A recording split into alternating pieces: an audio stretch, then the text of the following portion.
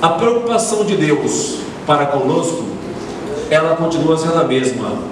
Deus, Ele é um Deus que quando Ele nos salva, Deus, ao salvar você, Ele não está preocupado único e tão somente com você. Deus, quando Ele alcança você, Ele não está preocupado somente com você. Ele está preocupado primeiramente com você e com a sua descendência e com as suas gerações após você. É esta a preocupação de Deus. E deve ser também, irmãos, a nossa preocupação para com o Senhor. É essa sim, nós não podemos nos esquecer disso. Quando você começa a ler o livro dos Juízes, e o livro dos Juízes, esse livro, ele está nos mostrando algo muito interessante, porque ele é o início de um momento das novas gerações. O livro de Juízes é o livro do começo das novas gerações. Começa um pouquinho dizendo como o povo ainda começou a entrar. Josué ainda estava um pouquinho no início disso aqui, nesta distribuição das terras onde os juízes estavam. E vocês obviamente sabem também que esse período dos juízes, esse período durou em torno de uns 300 anos, ou seja, foram em torno de 300 anos de total oscilação do povo. Ia e vinha na presença do Senhor. E não é diferente, irmãos, não é diferente de nós. Quantos de nós vive oscilando na presença de Deus, entre indas e vindas? Quantos de nós não viveu assim, 10 anos, 15 anos, e vive 30 anos, desta mesma forma, indo e vindo da presença do Senhor, como se dissesse, Deus, Ele não se importa com isso, como se dissesse, Deus não vai fazer absolutamente nada comigo. Mas se você olhar para os relatos bíblicos, você vai ver que acontece a mesma coisa. Diz a palavra do Senhor que Deus, quando nós começamos a viver dessa forma, Deus nos entrega nas mãos dos nossos espoliadores. Ele nos entrega nas mãos daqueles que vão governar sobre nós, sobre aqueles que vão nos subjugar. Talvez você não sinta claramente desta forma, mas é só você observar que a primeira coisa é que Deus, Ele se afasta necessariamente de você. Ele se afasta necessariamente de você, porque se você não está interessado em absolutamente nada da presença de Deus, como Deus ele vai ficar preocupado com você nesse sentido? É óbvio, Deus ele vai manter a distância necessária, porque se você observar a presença dos juízes na vida do povo, era pelo gemido do povo. Deus ouvia o gemido do povo. Então nós conseguimos perceber uma certa presença de Deus, ou uma aproximação de Deus. Ao ouvir o gemido do povo, então Deus suscitava, Ele levantava um juiz para que Ele pudesse novamente libertar o seu povo e fazer deles um povo diferente, ou seja, tentar levá-los para a presença de Deus. Mas os irmãos sabem que no livro dos Juízes foi assim, vinha-se o juiz, o povo ficava livre porque Deus tinha misericórdia. Eles ficavam ali 40 anos livres, 20 anos livres, 10 anos livres. O máximo que eles puderam ficar livres foi 80 anos livres do jugo dos seus inimigos, porque eles se voltavam para Deus e então havia paz sobre a terra. E o motivo, irmãos, de todas essas coisas, é onde eu quero te levar nesta hora.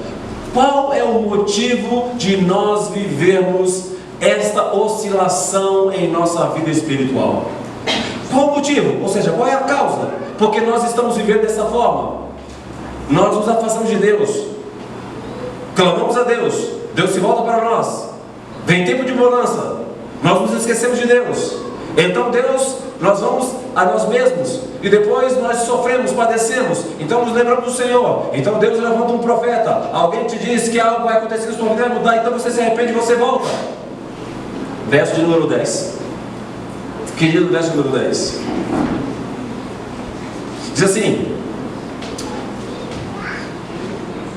e foi também congregada toda aquela geração a seus pais, e após ela levantou-se outra geração que não conhecia o Senhor, e também não conhecia, nem tampouco conhecia as obras que o Senhor fizera. Pronto, ok, irmãos, a nossa vida, ela é marcada desta forma. A nossa vida espiritual é marcada dessa forma. Nós conhecemos a Deus, e nós conhecermos as obras de Deus em nossas vidas. É assim que é marcada a nossa vida. Se você não teve a experiência pessoal de conhecer a Deus, jamais a sua vida ela vai ter, eu diria, sentido, e jamais você vai encontrar-se com Deus, porque se você não tem uma experiência pessoal com Deus, como é que você vai encontrar-se com Deus? E se você não conheceu as suas obras, ou seja, se Deus nunca operou os seus milagres, ou você nunca viu, nunca presenciou, como é que você vai crer em Deus? Porque nós não podemos negar, irmãos, que o que Deus deseja de nós é vamos dizer assim, que é a melhor forma que Deus ele quer, né? É a coisa mais certa. Deus ele quer que a nossa relação com Ele seja uma relação de fé, ou seja, em que nós não precisamos ver para crer. Mas essa relação, irmãos, ela só pode, em tese, acontecer quando nós conhecemos verdadeiramente a Deus. E quando nós já vimos a manifestação do poder de Deus, ou seja, Deus operar milagres em nossas vidas, então nós também podemos crer, por nós o conhecermos, nós podemos crer que independentemente que eu veja, Deus pode fazer. Assim? Então essas duas coisas elas são muito básicas.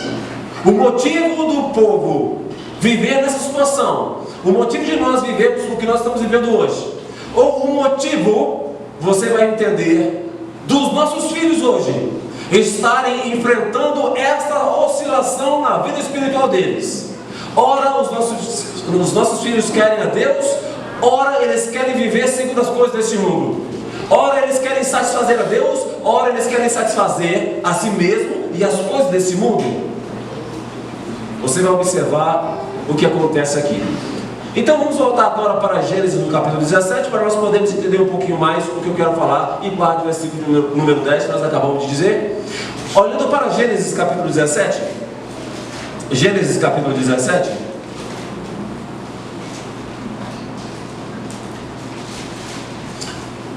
começando a partir do verso 6, veja o que diz. Gênesis 17, o verso primeiro que os irmãos já conhecem, mas o verso 17 diz assim: fartei e frutificar sobremaneira, e farei de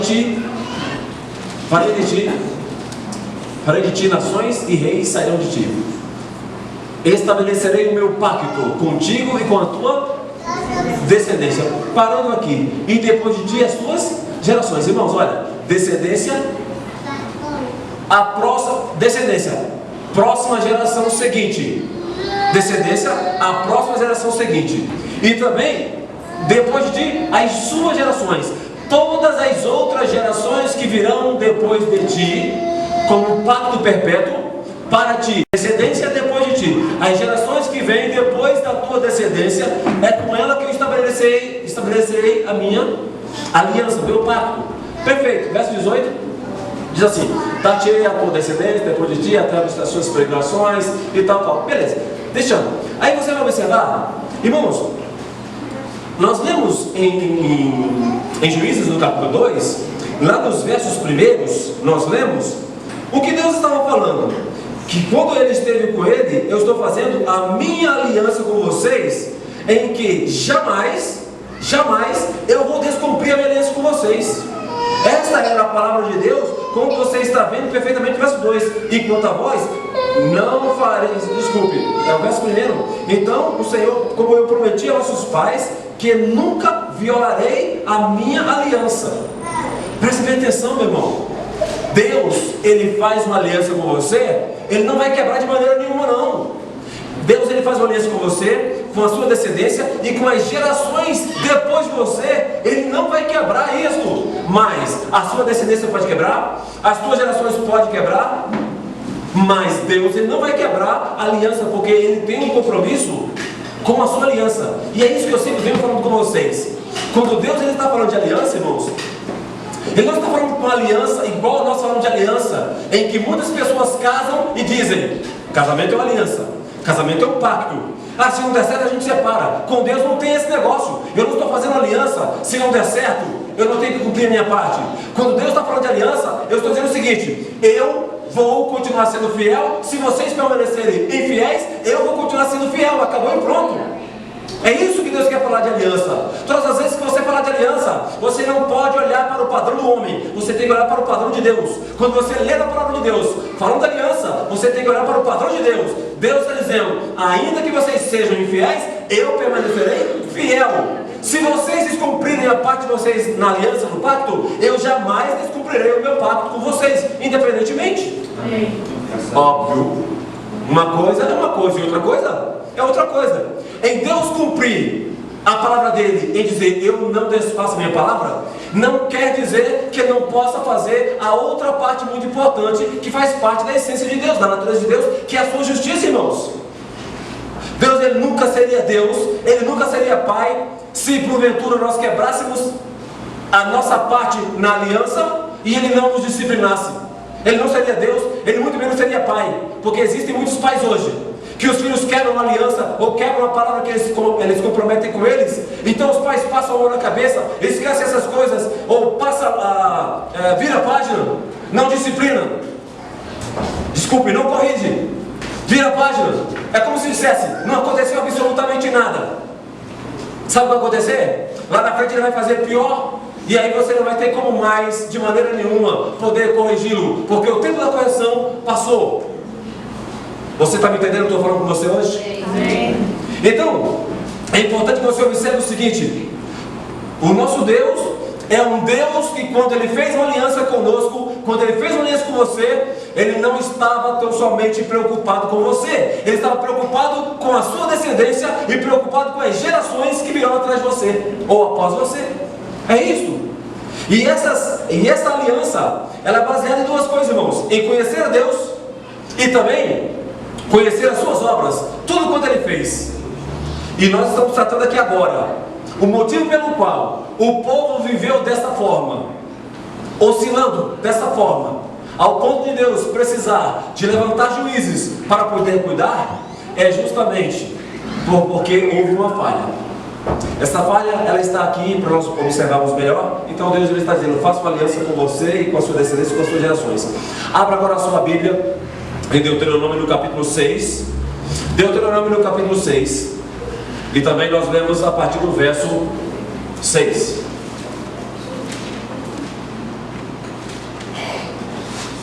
Tudo bem, irmãos? Amém. Ah, muito bem. Amém, irmãos? Amém. Glória a Deus. Então está tudo certo. Deuteronômio capítulo 6. Deuteronômio capítulo 6. Capítulo 6. E essas palavras que hoje te ordeno, estarão no teu coração. Verso 7. E as ensinarás a teus filhos, e delas falarás sentado em tua casa, andando pelo caminho, ao deitar, ao te levantar, ao levantar-se. E também as atarás por sinal na sua mão, e te serão por sinais, por frontais entre os teus olhos.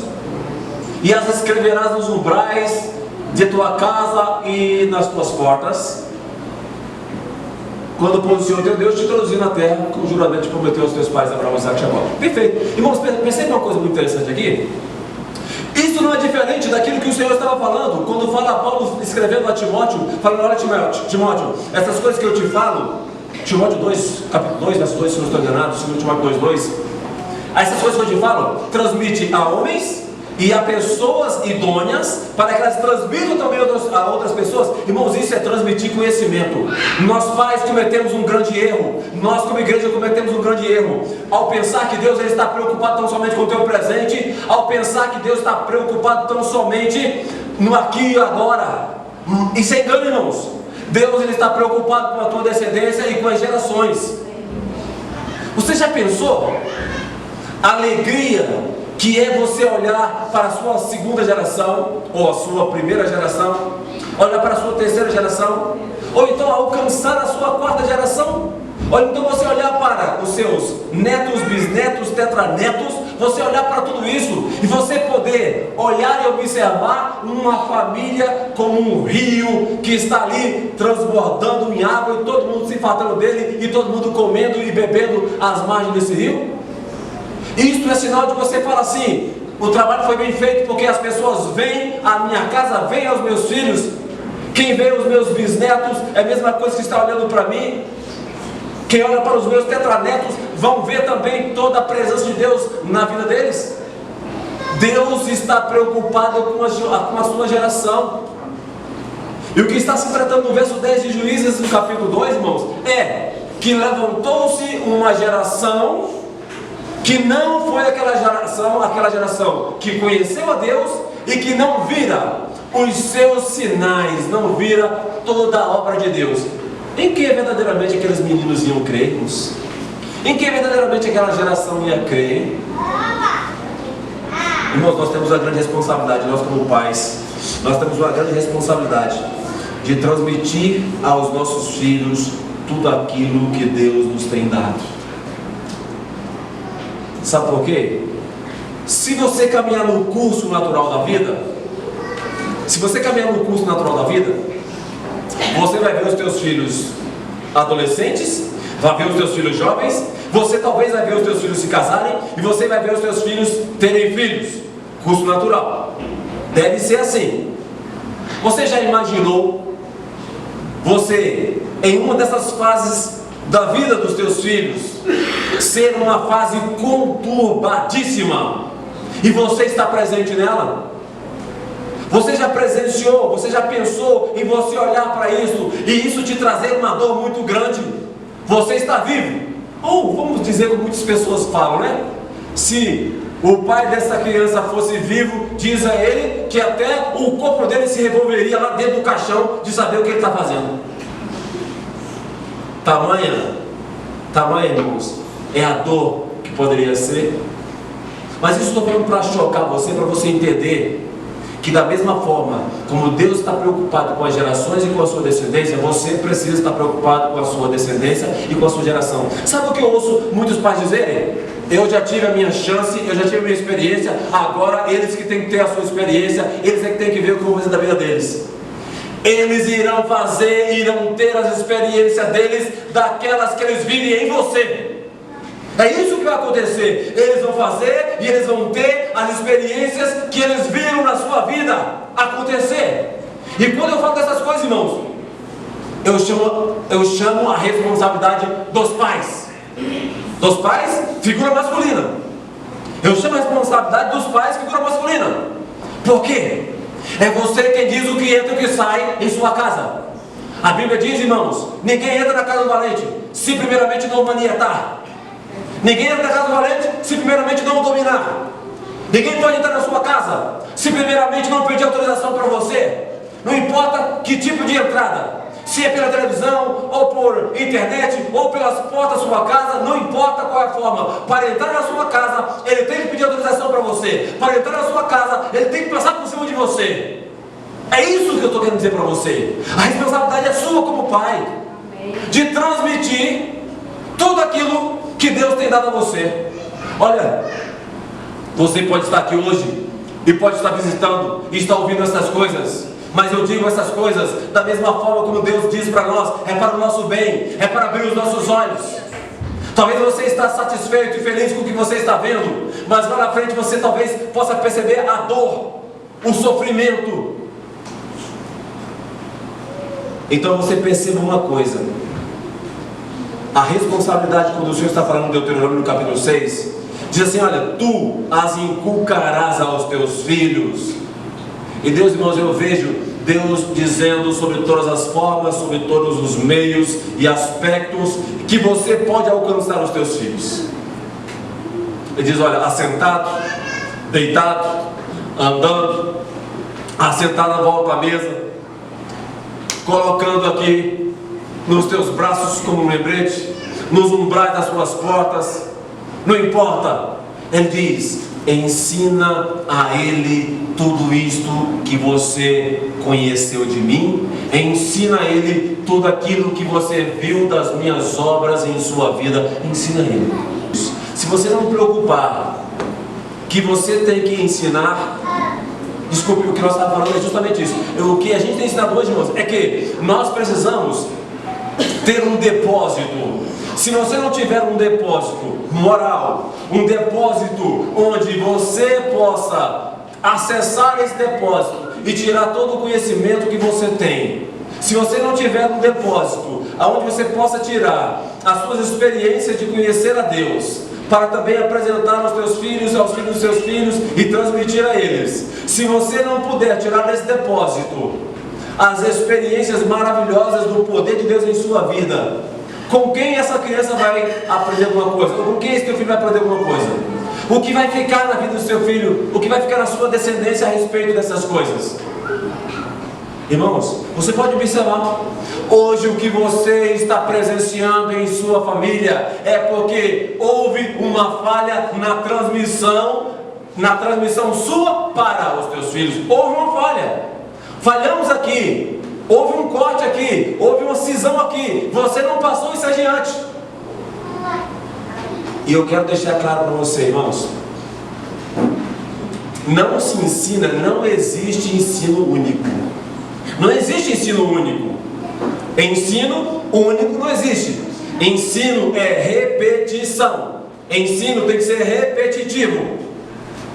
Toda e qualquer pessoa, ela aprende por repetição. Todas as vezes que você fala, todas as vezes que você fala, ensinando, é que ela vai aprender.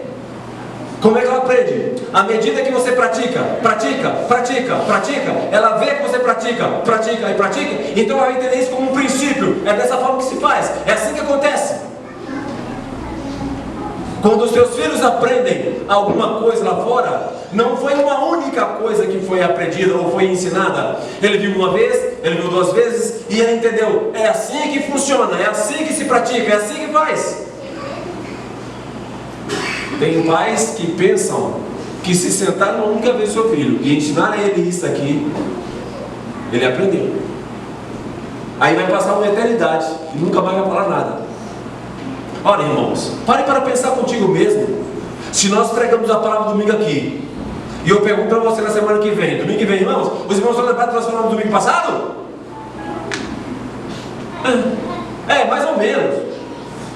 Quem tem um pouquinho mais, de expertise, vai lá escrever, anotou e fala. É assim que tem que ser. E o que eu quero que você entenda nessa noite é isso aí, meu querido. A nossa falha está na transmissão às gerações. A nossa falha está justamente por nós não transmitirmos aos nossos filhos todo o conhecimento que nós temos tido de Deus. E aí serve para todas as áreas de nossas vidas. Todas. Para concluir aqui agora, alguém diz amém? Amém. Graças a Deus, então está tudo certo. Então, irmãos, voltando aqui, eu digo para você aqui,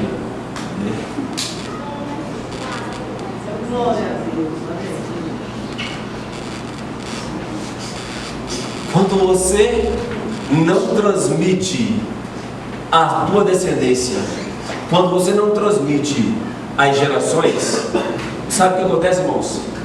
Os nossos descendentes ou as nossas gerações, elas ficam vulneráveis aos nossos inimigos, ao ponto delas não poderem resistir absolutamente nada. Não podem resistir. Irmãos, só se resiste quando há força em nós. Só se resiste quando há conhecimento em nós, depósito em nós. Em não havendo essas coisas, como é que você vai resistir? Não é mesmo? Se você pegar, fazer aquela analogia do corpo humano, se você se alimenta bem, se você dorme bem, se você faz atividade física e tal, esse corpo, ele está muito bem preparado diante de algum possível foco de alguma doença, qualquer coisa, porque ele está muito bem guardado. Mas se você não se alimenta bem, você não cuida, tem um péssimo sono, enfim, não tem uma boa alimentação, ele não resiste, ele não tem condição de resistir facilmente a vários tipos de doenças que vêm justamente por causa disso. E eu quero dizer isso da mesma forma do lado espiritual, irmãos. Quando nós não estamos equipando os nossos filhos, quando nós não estamos ensinando a eles, e esse ensino também vem pela prática, nós os estamos deixando sujeito às mãos dos seus inimigos e eles não podem resistir a eles. Você já pensou nisso? Os teus filhos, estes que vocês pegaram no colo, cuidaram, preocuparam-se, deram a sua vida por eles, no que diz respeito a desgastar, até mesmo deixar de fazer algumas coisas para vocês, para depois os teus filhos eles se perderem? Eu ouço, irmãos, muitos pais dizendo: eu fiz de tudo para o meu filho. O que foi que você fez de tudo para o seu filho? Olha, eu dei uma boa escola a ele, né? Nunca faltou nada para ele lá em casa, entendeu? A gente sempre dava um jeito, dava uma saidinha no final de semana. Irmãos, essas coisas são boas, elas são básicas, elas são importantes. Mas tem coisas que só você pode transmitir aos seus filhos e ninguém pode transmitir isso a eles. Essas coisas, se porventura você, não importa quem seja você, morresse hoje, qualquer outra pessoa poderia dar a eles alimento, sustento, cuidado, zelo, mas ninguém pode transmitir esta carga espiritual igual você. É você que é o responsável por isso. É isso que eu estou querendo dizer para você. Muitos pais hoje, encerrando, irmãos, chegam com seus filhos iguais bonequinhas, bibelôs, que estão sob seus controles, marionetes, mas chega na idade da adolescência, é como se aquelas cordas que manuseiam aquelas marionetes, elas se cortassem e eles ficam sem controle. Eles fazem o que eles querem fazer, o que eles nunca puderam fazer antes. Muitos pais se equivocam achando que vão sempre ter os filhos debaixo do seu controle e não lhes transmitiram o conhecimento de Deus e não lhes transmitiram as suas experiências com Deus, porque são essas coisas que irão marcar os seus filhos e são essas coisas que farão que eles sejam pessoas estáveis na presença do Senhor. Não desequilibradas emocionalmente, não desequilibradas espiritualmente, mas vão ficar estáveis em todos os níveis. E é isso que eu quero para a tua vida hoje. Eu quero para a tua família isso hoje. Amém?